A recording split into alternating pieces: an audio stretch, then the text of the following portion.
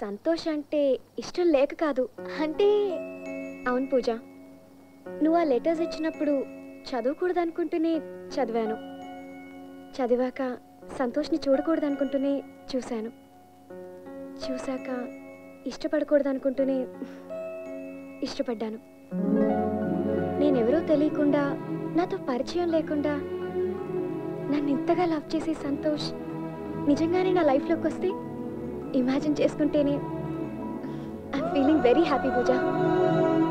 మా అన్నయ్య ఎప్పుడు ఒక మాట చెప్తూ ఉంటాడు, నిన్ను చేసుకోబోయేవాడు నాకంటే ఎక్కువగా నిన్ను ప్రేమించాలి అని.